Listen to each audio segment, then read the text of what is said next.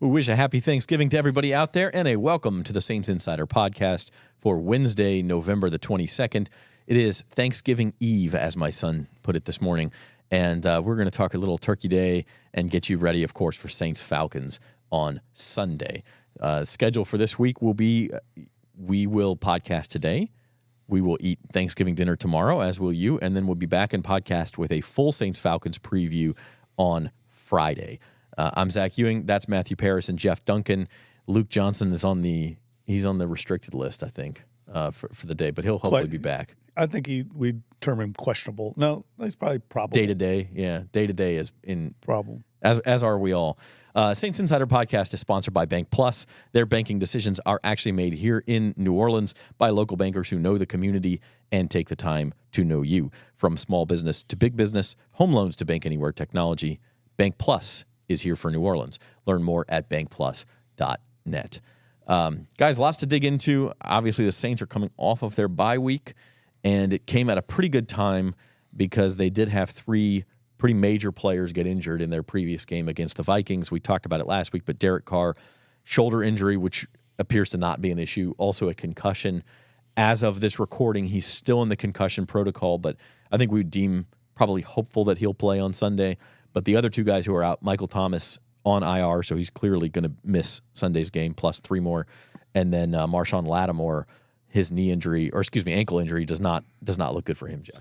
No, and so that's finally the injury bug hit the Saints pretty hard in one fell swoop. It sounds like early on they're trending for Derek Carr to play, but we'll know more later in the week, so it's hard to really discuss the quarterback situation. I think it's pretty clear. No Lattimore, no Thomas. And look, they have depth at those positions. I think they can recover for both of them. The good news is they've had 2 weeks to prepare. They've kind of stocked the roster a little bit with some reinforcements at those positions. So Saints deep at cornerback. They dealt with this before without Lattimore, but there's no question. I mean, he creates a domino effect in the secondary. He's the biggest loss, in my opinion, because he in the past has been able to take the number one receiver for the other team, and it just creates a luxury for the defense coordinator and how he calls the game, knowing that this guy's being locked down by Marshon Lattimore.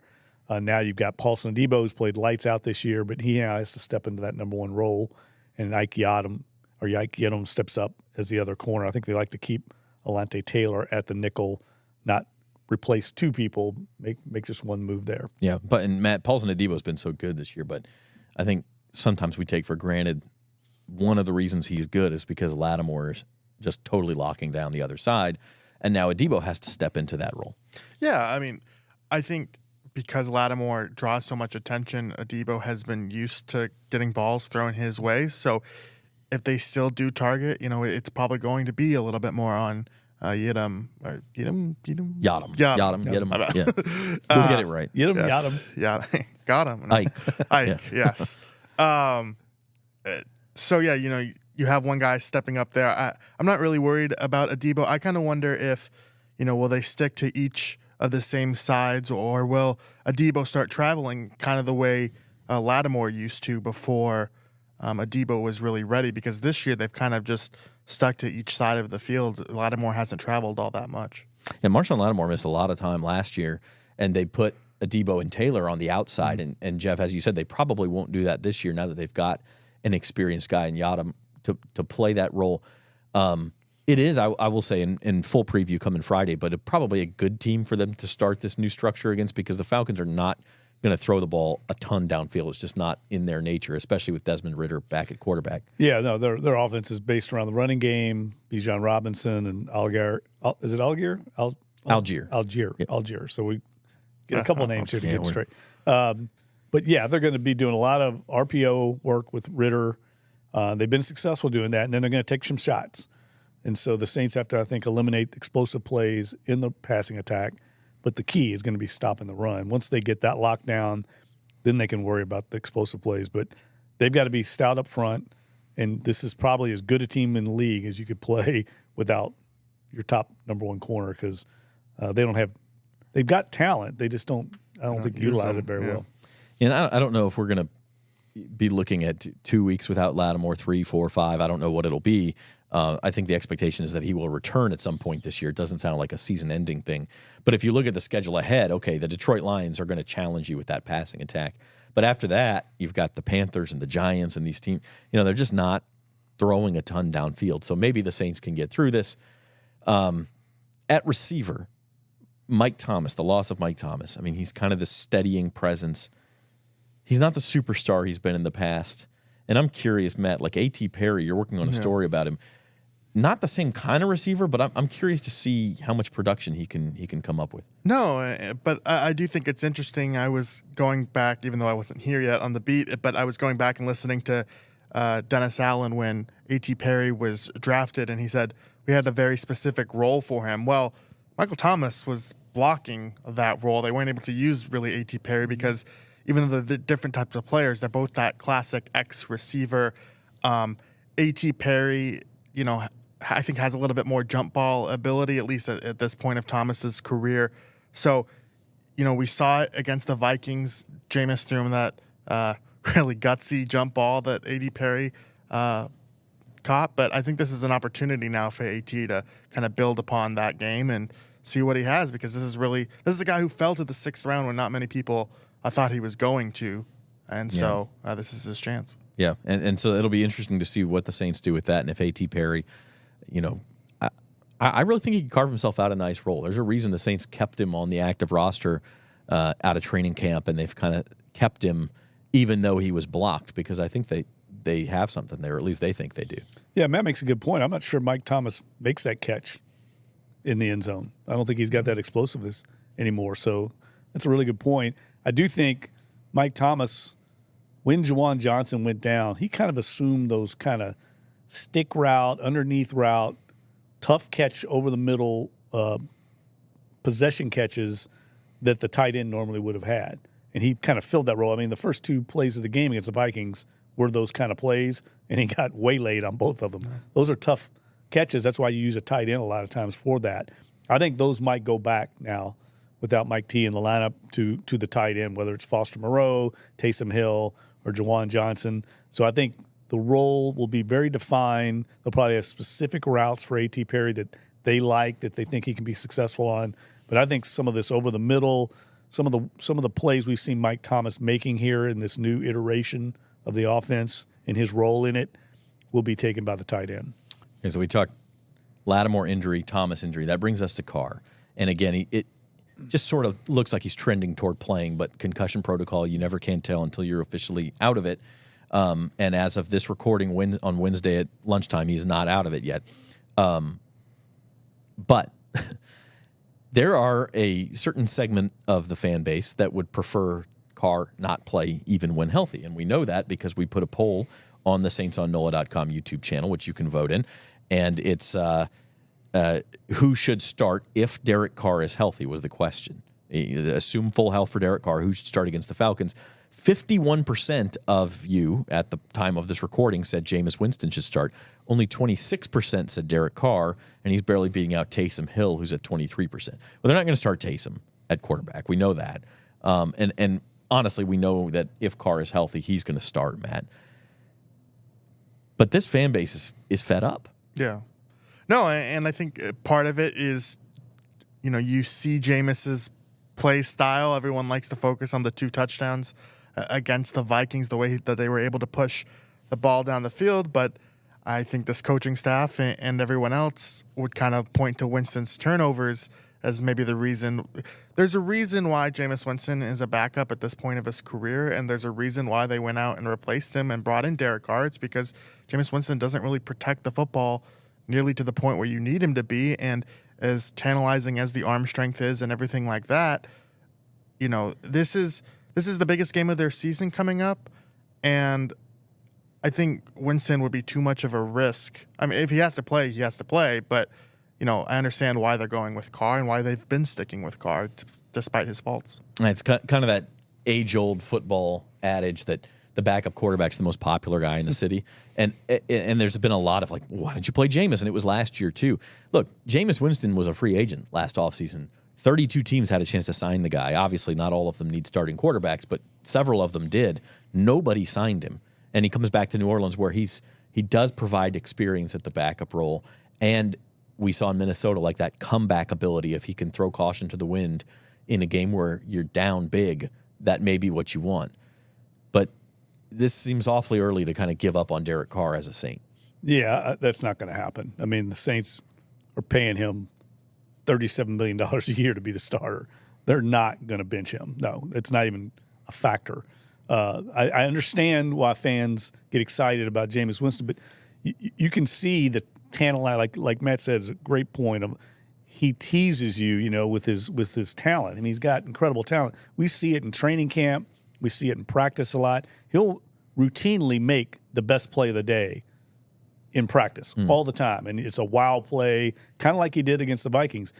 But the downside is he has the wow play the other way, and you can't live that way in the NFL. You cannot live not knowing what's going to happen down to down, series to series, good or bad. And that's why he lost his job in Tampa. That's why they went away from him. I mean, they knew him in that building, and the Saints obviously knew what they had, and that's why they went out and signed Derek Carr. I think the best version we ever saw of Jameis Winston was when he was under Sean Payton, who's one of the most brilliant offensive coaches we've seen in the league in a while, and he kept the governor switch very tight on Jameis Winston. And they started 5-2, and Jameis's numbers were off the charts. And I think when he left the building, we lost a lot of that control. I'm saying we, the Saints lost a lot of the control over him, and that's why I think he struggled without Sean Payton, and they're not going back to that well. I mean, he's a backup at this stage, and I think it's pretty much. I think he understands that. I think there's fans that like to see the pomp and circumstance that comes along with the experience of Jameis Winston, but NFL coaches don't. Yeah, we'll talk more about the fans' feelings here in a second. I want to let you know you're watching the Saints Insider Podcast, Wednesday, November the 22nd. Zach Ewing, Matt Paris, and Jeff Duncan here. Subscribe to our YouTube channel. Saints on NOLA.com is the name of the YouTube channel, and that's join. It's growing fast. Join 15,000 strong as a subscriber. Sign up for notifications whenever we post a new video or podcast. Encourage you to do that. Also, hoping that you have a happy Thanksgiving and getting into the holiday season. Got an idea for you if you need gifts for the Saints fan in your life or an LSU fan in your life too. The holidays here, no better gift than a championship poster to commemorate what's been a lot of titles in the past few years in Louisiana. We have individual posters, championship poster sets, all available now. They will arrive in plenty of time before the holidays. Visit store.nola.com, and if you use promo code INSIDER, you can get 15% off your order. That's store.nola.com. You can get this Amen poster, Saints Super Bowl. You can get LSU championship posters. Lots of options for you. Basically, what they are is replica front pages from years past. Great thing to put on the wall in the the sports cave in your house, or hell, in the living room. If you're that big of a fan, you can go ahead and do that too. So obviously, this year has not had a lot of poster making moments, to say the least. I posed the question, and this is what this podcast is titled, guys.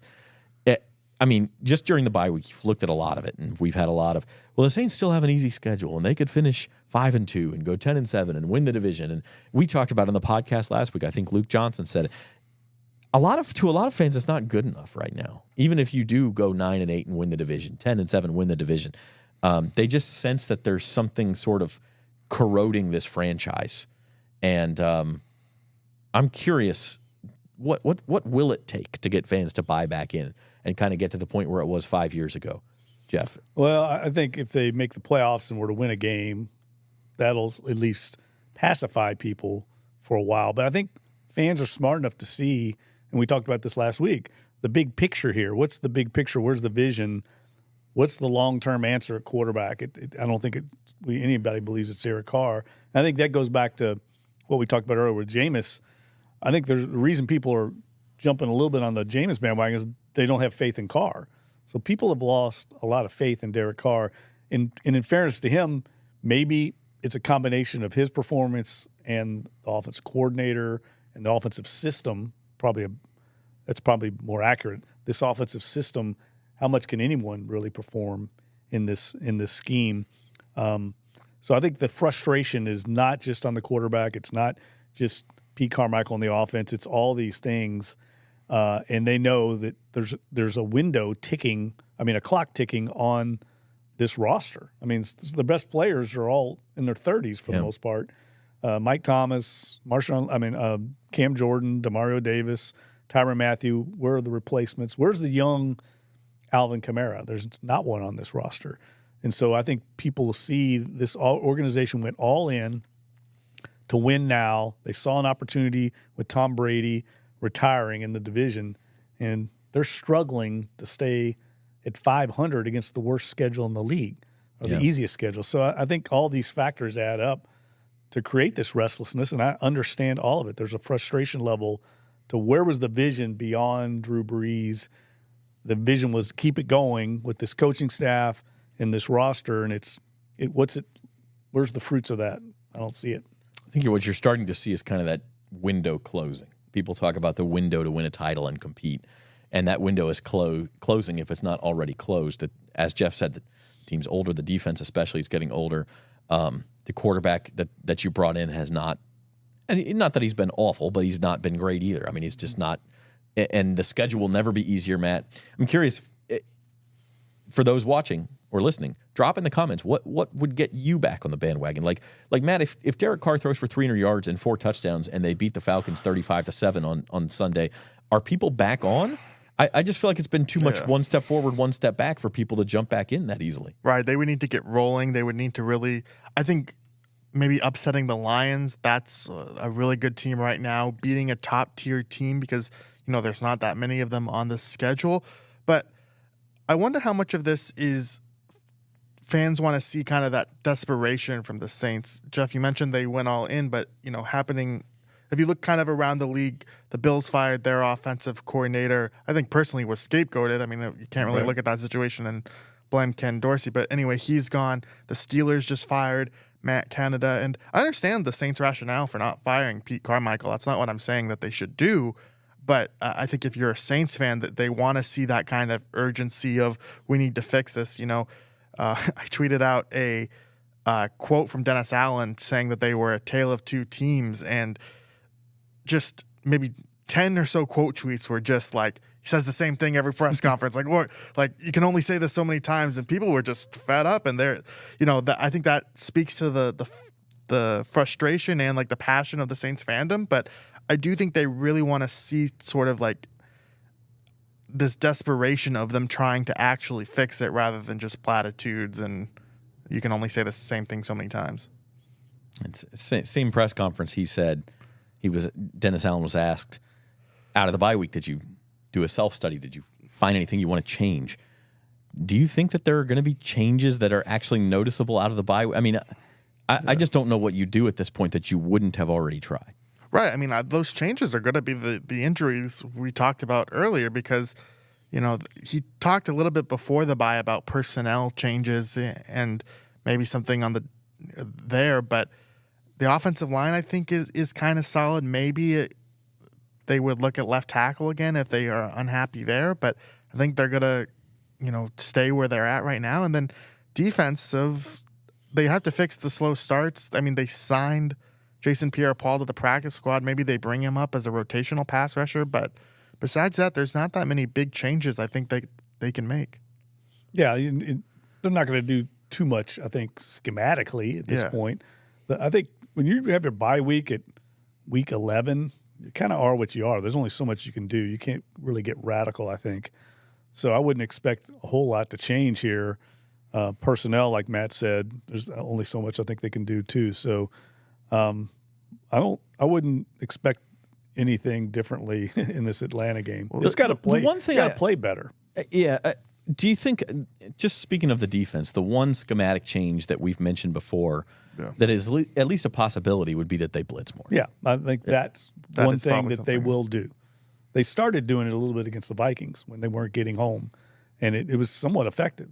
And I think they will do more of that. They're going to have to generate some pass rush because it's not coming from just that front four. Yeah, and of course, if you blitz more, that increases the risk on the back end, and you don't have Marshon Lattimore, so it's risky business. But at this point, I think kind of going back to the point about what fans want to see, they want to see some risks taken.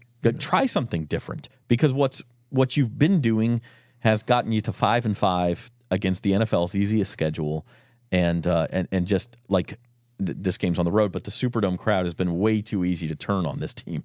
Right, and I think they want to see Derek Carr, unleash the ball a little bit more, get the ball out faster, be more aggressive. What's interesting is I saw a chart the other day that said like the Saints take the most deep shots in the league, so it's not necessarily a lack of that, but it's got to start hitting on some of them. And I think back to our earlier conversation about Jameis, like maybe fans know or think that he can hit on those balls more consistently, but if that's going to be your offense, then they've got to hit on those plays because they don't do a lot besides that or try those types of shots. No, that's a really good point. I think people think, and I was talking to someone that played for Pete Carmichael in the Saints offense, and he said, people think Pete Carmichael's aggressive, very aggressive. He pushes the ball down the field in his play call, and we're seeing that. And it just doesn't feel that way because they haven't hit on as many, but they are aggressive going down the field. And I think what we saw with Jameis was he wasn't afraid to try it. The right quarterback for aggressive play call. Yeah, he loves that, but he also there's the downside. And then you have a head coach who's a defensive-minded guy who plays a lot more conservative. And so marrying that up, I think part of the problem we have here is you've brought in this offensive system that came from the Sean Payton days that was very aggressive, and then you have a defensive-minded head coach who's a little more conservative. There's a lack of identity there. Like if you ask me right now what the Saints offense, what they hang their hat on, I don't know what you'd say. I don't know what they do very well other than maybe the Taysom Hill package, that the QB power. There just doesn't seem to be an identity there, and here we are going into Week 12. Yeah, it's a problem. We'll preview the Falcons and Saints in full in Friday's podcast. If you like the Saints Insider podcast, please hit the like button, give us a review on Apple Podcasts or Spotify as well, and subscribe to the Saints on NOLA.com YouTube channel. You can catch all of our content on NOLA.com/Saints. But before we go today, tomorrow's Thanksgiving. Hope everybody has a wonderful holiday. The Saints will be back at practice. Want to ask you guys, first of all, is there an argument to be made that you could have a meat other than turkey on Thanksgiving? I think I'm okay with a Thanksgiving ham. My wife's very traditional, so we never do it. But what about you, Matt? No, I've heard there in Washington, there's a radio host there that is very anti-turkey. His name's JP Finley. Always props up ham, but I'm not on that. I think that's a terrible take. I like ham. I think ham's maybe a good Christmas Eve meal, but you can't. I'm good on ham. Give me turkey this time of year. I'll stick with the classics. Ham's a superior meat to eat. 100%. So I grew up in Kentucky. We would have our family Thanksgivings out in rural Kentucky where we would always have a country ham, which is different than a regular ham, right? If you've ever had country ham, much better. Robert's giving the thumbs up. Much better. And I am a big proponent of a Thanksgiving country ham, but I like kind of having the alternative, like having the option, I should say. Have both? Have both.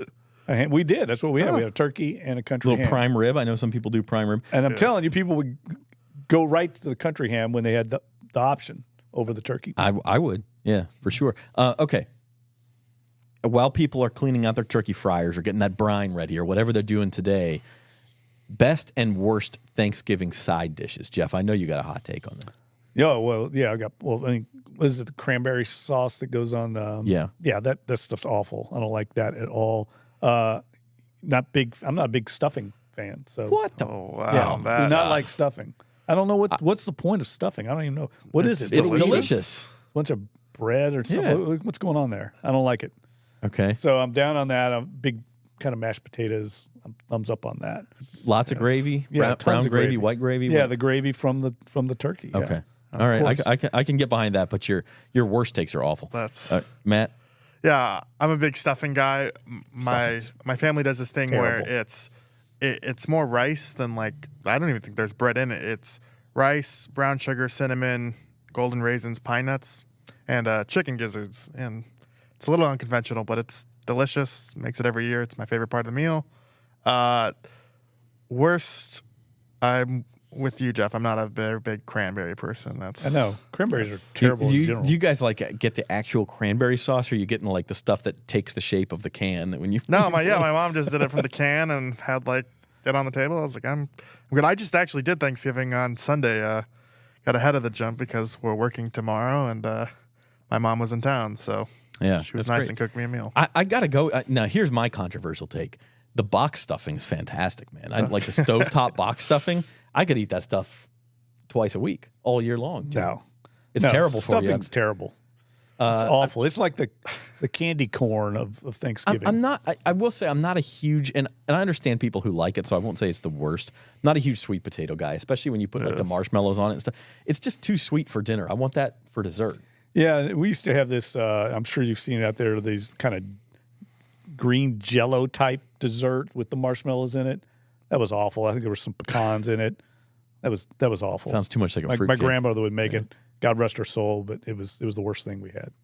All right. Well, we hope you enjoy Thanksgiving and Thanksgiving dinner, all the football. Have a great day tomorrow, and we will be back with you on the Saints Insider Podcast on Friday, a full Saints-Falcons preview. Matt will be back. I think, Jeff, you've taken off, but Rod and Luke Johnson will be here as well, so we'll have a full house. We will talk Saints-Falcons from start to finish. Until then, thanks for joining us. Our thanks to Bank Plus for sponsoring this show, and our thanks to you on Thanksgiving. Always thankful for our viewers. We'll talk to you guys on Friday.